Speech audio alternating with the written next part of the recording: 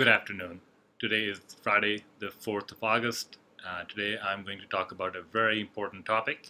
It is going to be about leg pain. Why leg pain? It's a very common problem, and if a person has leg pain, it can be disabling for that person. So, leg pain can essentially affect almost all aspects of a person's life. Uh, from sleeping to walking around to sitting down. And that is why it is very important that we address this problem when we need to. Commonly, people think that when you talk about circulation, you're talking about arteries. And there's a problem with circulation, that means there's a problem with arteries. But circulation, it's a circle. It's the heart pumps the blood goes in the arteries, and that takes it to the liver, kidney, to the legs, and then the vein takes the blood back to the heart.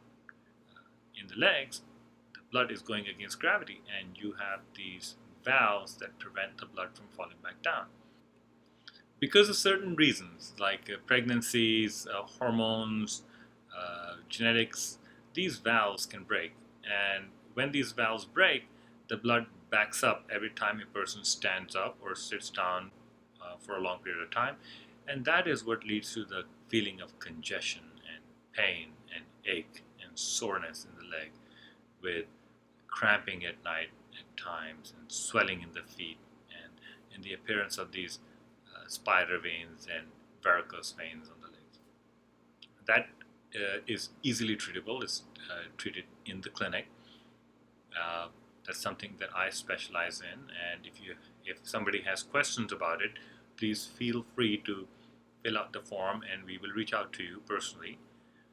And then there is the problem with the arteries, which is when the arteries cannot supply enough blood to the organs that need it.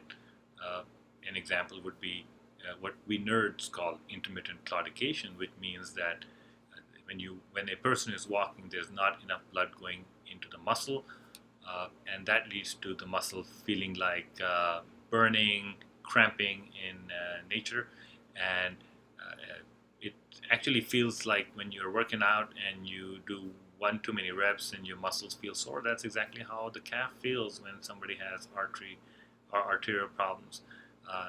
And a typical patient would walk 100 yards or less and then sit down because their leg cramps up.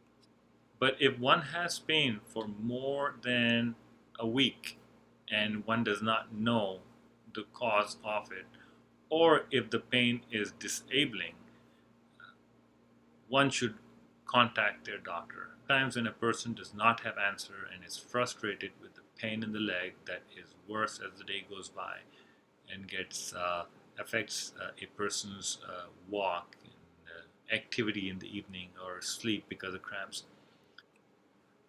That is our typical patient that walks into our clinic, and we are able to help that patient figure out what the problem is and how to fix it. I hope this educational video has been helpful to you. Again, our advice was based on very general parameters. For all medical advice, I do recommend that you talk to your primary care doctor, and I think everybody should have a primary care doctor because they are really the most important person in your life as far as medical care is concerned. Thank you and have a good day.